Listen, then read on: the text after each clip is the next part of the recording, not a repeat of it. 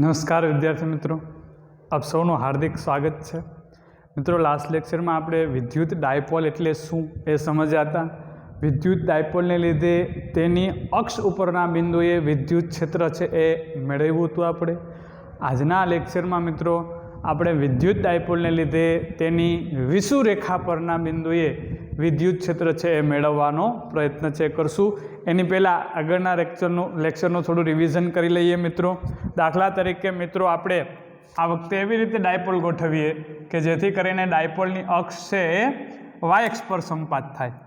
ધારો કે ડાયપોલની અક્ષ વાય અક્ષ પર સંપાત થાય અને ડાયપોલનું કેન્દ્ર છે ઉગમ બિંદુ પર સંપાત થાય, તે રીતે એક ડાયપોલ આપણે ગોઠવીએ તો ડાયપોલની અક્ષ છે એ વાય અક્ષ બનશે, જ્યારે કે ડાયપોલની વિષુવરેખા છે ઝેડ અક્ષ અથવા તો એક્સ અક્ષ બની શકે. આ ડાયપોલને લીધે તેની અક્ષ ઉપરનું કોઈ બિંદુ, દાખલા તરીકે મિત્રો આ એ બિંદુ લઉં તો એ અક્ષ ઉપરનું બિંદુ થયું કહેવાય, આ બી બિંદુ અક્ષ ઉપરનું બિંદુ થયું કહેવાય, આ સી બિંદુ અક્ષ ઉપરનું બિંદુ કહેવાય, આ ડી બિંદુ અક્ષ ઉપરનું બિંદુ કહેવાય.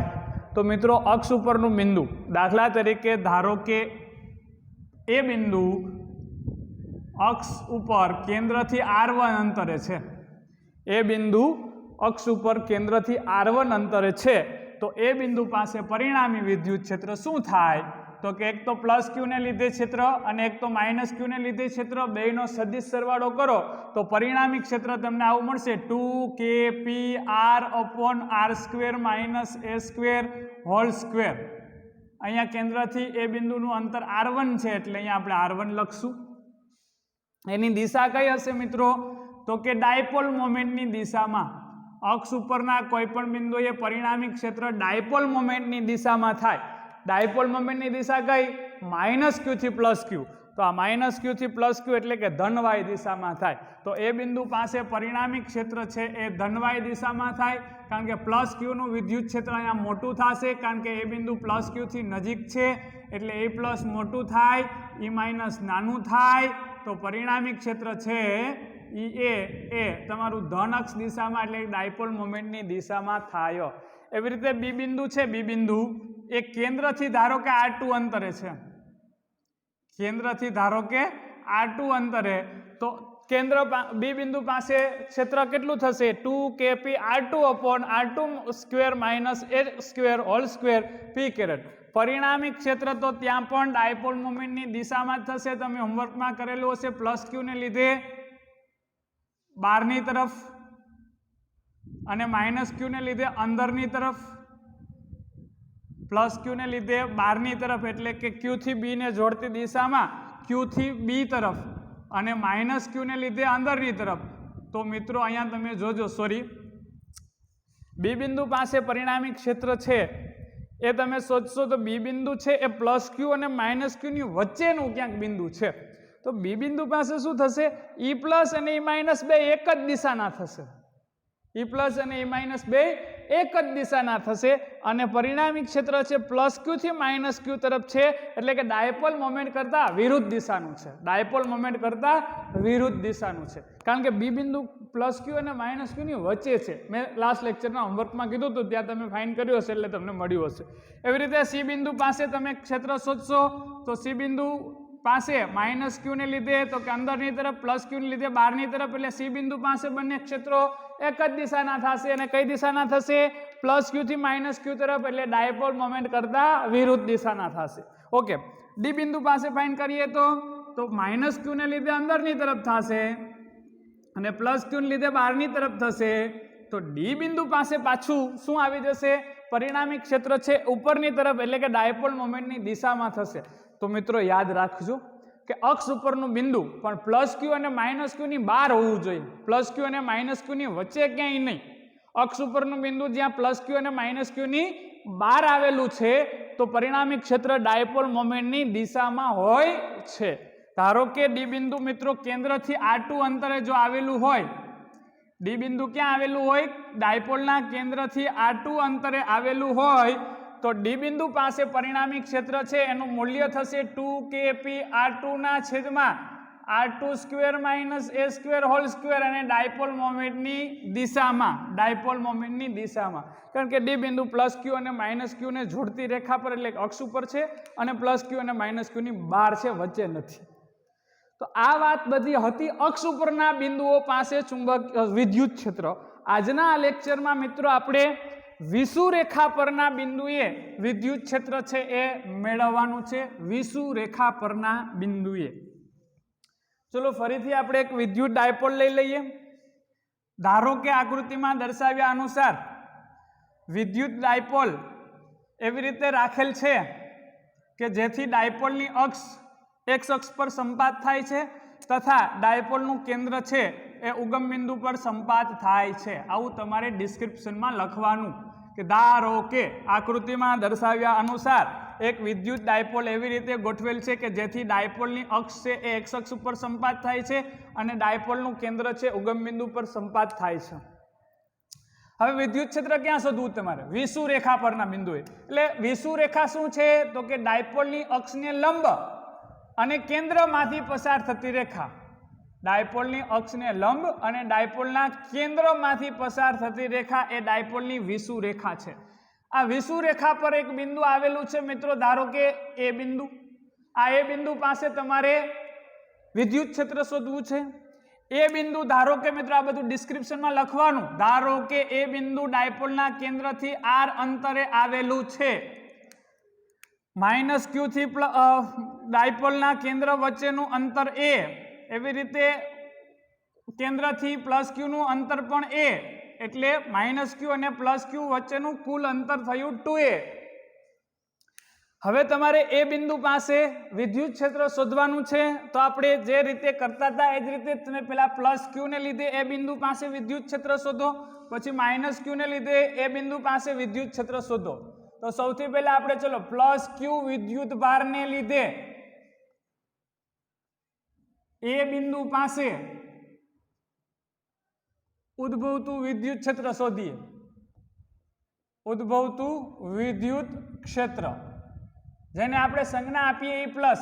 સૌથી પહેલાનું મૂલ્ય લખી દઈએ, પછી દિશા વિશે વાત કરીએ.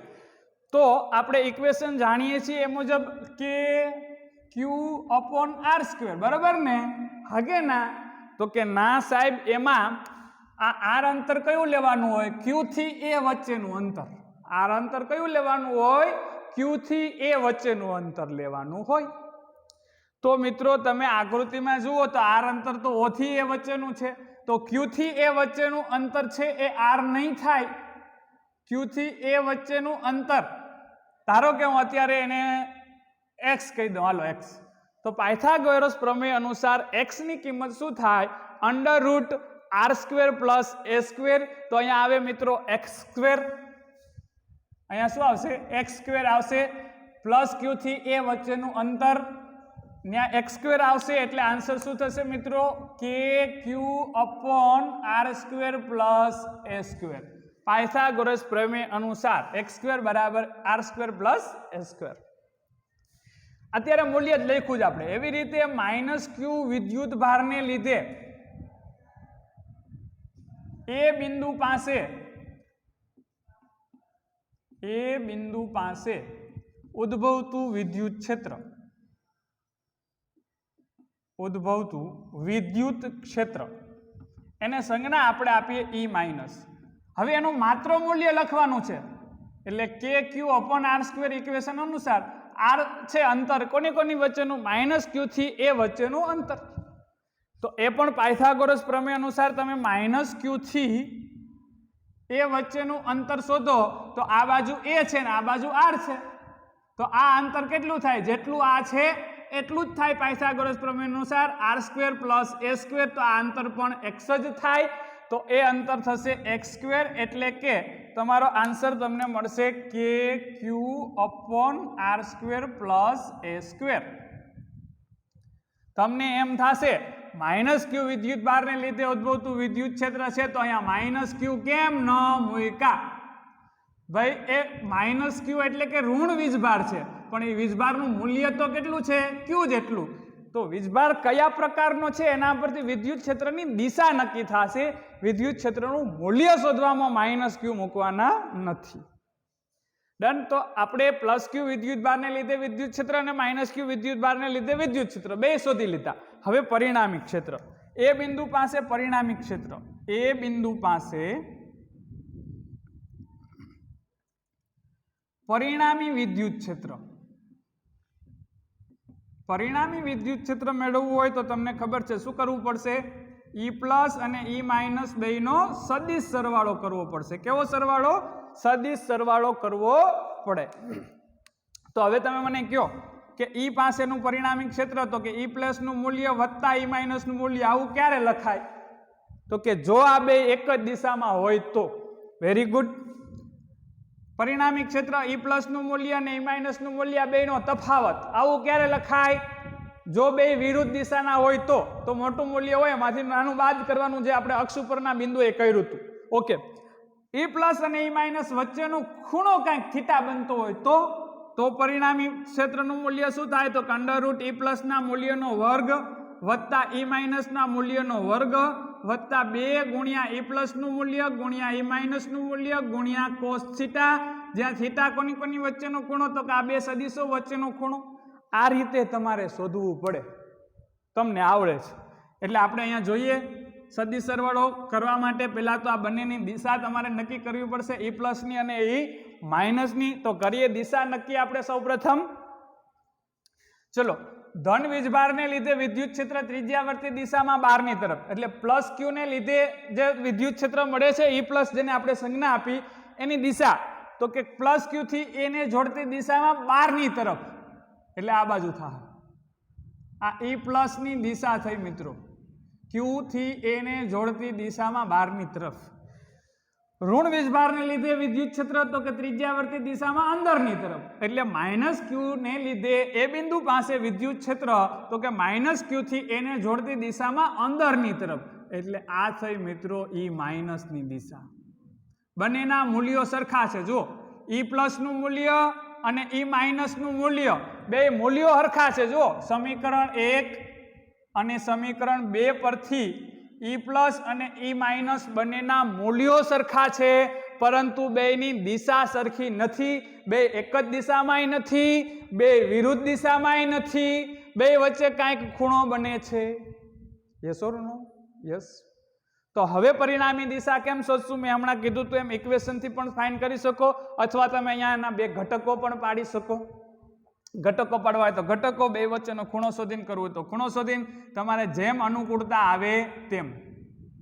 તો આપણે ધારી લઈએ મિત્રો, ધારો કે આકૃતિમાં જે આ ખૂણો છે O માઇનસ ક્યુ, એ ખૂણો, આ ખૂણો ધારો કે થીટા છે. એ થીટા હોય તો આ બાજુનો ખૂણો એ થીટા જ થાય. કારણ કે ત્રિકોણ મિત્રો O માઇનસ ક્યુ અને એ ત્રિકોણ જે છે એવો જ ત્રિકોણ કોણ છે? A પ્લસ ક્યુ અને એ. આ બંને સમાન ત્રિકોણો છે. જો અહીંયા આકૃતિ થોડી ઝૂમ કરી દઉં, સાઈડમાં દોરી દઉં. આ એ બિંદુ, આ O, આ માઇનસ ક્યુ, આ પ્લસ ક્યુ. આ બાજુ એ તો આ બાજુ એ, આ બાજુ આમાં આર તો આ બાજુ આર. તો બે બાજુ હરખી તો ત્રીજી બાજુ એ હરખી. તો આ ખૂણો થીટા તો આ ખૂણો એ થીટા. આ ખૂણો આમાં 90 તો આ એ 90. આ જેટલો હશે એટલો જ આ થશે. રાઈટ. તો આપણે એક ખૂણો ધારી લીધો, ધારો કે આ ખૂણો થીટા છે તો આ એ થીટા થયો. હવે એ બિંદુમાંથી એક સમક્ષિતિજ અથવા તો અક્ષને સમાંતર લાઈન દોરી દઈએ. એ બિંદુમાંથી આપણે અક્ષને, ડાયપોલની અક્ષને સમાંતર એક રેખા દોરી દીધી. હવે શું કરવાનું છે? જુઓ, આ ખૂણો થીટા હોય તો આ એ થીટા થાય, આ ખૂણો થીટા છે તો આ એ થીટા છે. રાઈટ. સમજાણું? અહીંયા આકૃતિ હજી ઝૂમ કરીને દોરી દઉં. નીચે આકૃતિ તમને મોટી આકૃતિ વ્યવસ્થિત સમજી શકાય એવી તમને દોરી દઉં. આ આપણું એ બિંદુ, આ આપણું O બિંદુ, આ માઇનસ ક્યુ, આ પ્લસ ક્યુ, આ ખૂણો થીટા ધારીએ તો આ એ થીટા છે. હવે એ બિંદુમાંથી આપણે શું કર્યું? તો કે જે બેઝ છે આપણો માઇનસ ક્યુ થી પ્લસ ક્યુ ને જોડતી રેખા, એને સમાંતર લાઈન દોરી દીધી. હવે તમે જો આ ખૂણો થીટા છે તો આ ઝેડ બને યુગ્મ કોણ, તો આ એ થીટા થાય. અને આ તો પ્લસ ક્યુ થી એ ને જોડતી રેખા જ છે, તો એને સમક્ષિતિજ સાથે બનાવેલ ખૂણો તો થીટા છે જ. જો આ સમક્ષિતિજ સાથે બનાવેલ ખૂણો તો થીટા છે જ. હવે અહીંયા તમારે બે ભાગ પાડવાના છે મિત્રો. કોના કોના? તો કે ઈ પ્લસ ના અને ઈ માઇનસ ના. તમે ઈ પ્લસ ના બે ઘટક પાડો, એક સમક્ષિતિજ ઘટક ને એક શિરોલંબ ઘટક. ઈ પ્લસ ના બે ઘટકો, તો ઉર્ધ્વ ઘટક કેટલો થશે મિત્રો? ઈ પ્લસ સાઇન થીટા. અને સમક્ષિતિજ ઘટક કેટલો થશે? તો કે ઈ પ્લસ કોસ થીટા. ઈ પ્લસ કોસ થીટા. એવી રીતે ઈ માઇનસ ના બે ઘટકો તમે પાડો તો સમક્ષિતિજ ઘટક કેટલો થશે? ઈ માઇનસ કોસ થીટા. અને વર્ટિકલ ઘટક છે ઉર્ધ્વ ઘટક એ કેટલો થશે? ઈ માઇનસ સાઇન થીટા. રાઈટ, આ રીતે થશે. હવે પરિણામી આપણે શોધવાનું છે. હવે તમે આને બેને ભૂલી જાઓ, કોને કોને? ઈ પ્લસ ને ઈ માઇનસ ને, કારણ કે બંનેના આપણે ઘટકો લઈ લીધા. તો ઉર્ધ્વ દિશાનું પરિણામી ક્ષેત્ર શું થાય? તો કે ઈ પ્લસ અને ઈ માઇનસ આ બે મૂલ્યો તો હરખા છે. આ બે મૂલ્યો હરખા છે.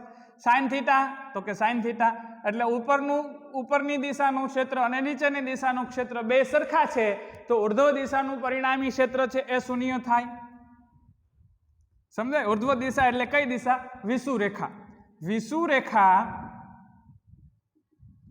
ની દિશાનું પરિણામી ક્ષેત્ર તો કે શૂન્ય. વિષુવરેખાની દિશાનું પરિણામી ક્ષેત્ર શૂન્ય. કેવી રીતે શૂન્ય એવું? તો કે ઉપરની દિશાનું ક્ષેત્ર કેટલું? ઈ પ્લસ સાઇન થીટા, માઇનસ એના કરતા વિરુદ્ધ દિશાનું ક્ષેત્ર ઈ માઇનસ સાઇન થીટા. હવે આ મૂલ્યો તો બે હરખા જ છે. ઈ પ્લસ નું મૂલ્ય અને ઈ માઇનસ નું મૂલ્ય હરખા છે. સાઇન થીટા સરખા છે, તો સમાન પદ, આ એક પદ જેટલું કિંમતનું છે એટલી જ કિંમતનું આ બીજું પદ છે, તો જવાબ આવ્યો 0. વિષુવરેખાની દિશાનું પરિણામી ક્ષેત્ર શૂન્ય. અક્ષની દિશાનું પરિણામી ક્ષેત્ર શું થશે? હવે પરિણામી ક્ષેત્ર શું થશે મિત્રો? તો કે આ બે એક જ દિશામાં છે. કોણ? ઈ પ્લસ કોસ થીટા અને ઈ માઇનસ કોસ થીટા બંને એક જ દિશાના છે. તો મિત્રો હવે આપણે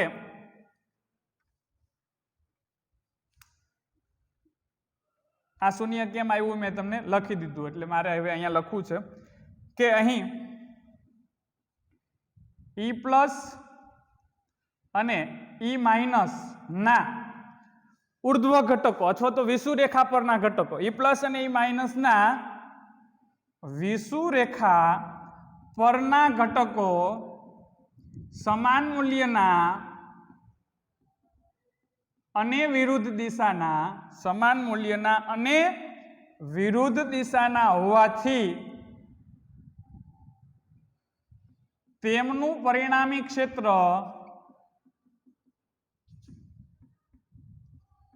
શૂન્ય થશે. હવે વાત રહી મિત્રો સમક્ષિતિજ ઘટકોની. તો ઈ પ્લસ અને ઈ માઇનસ જે ક્ષેત્રો છે એના સમક્ષિતિજ ઘટકો એક જ દિશાના છે. ઈ પ્લસ અને ઈ માઇનસ ના સમક્ષિતિજ ઘટકો એક જ દિશામાં હોવાથી સમક્ષિતિજ દિશાનું પરિણામી ક્ષેત્ર સમક્ષિતિજ દિશામાંનું પરિણામી ક્ષેત્ર એ જ આપણું શું થાય? એ જ આપણું પરિણામી ક્ષેત્ર થાય. કારણ કે ઉર્ધ્વ દિશાનું તો અથવા તો વિષુવરેખા પરનું તો શૂન્ય છે, એટલે જે સમક્ષિતિજ દિશાનું પરિણામી થાય એ જ આપણું પરિણામી ક્ષેત્ર થાય. એ પરિણામી ક્ષેત્ર કેટલું થાય? તો કે ઈ પ્લસ નો સમક્ષિતિજ ઘટક ઈ પ્લસ કોસ થીટા વત્તા ઈ માઇનસ નો સમક્ષિતિજ ઈ માઇનસ કોસ થીટા.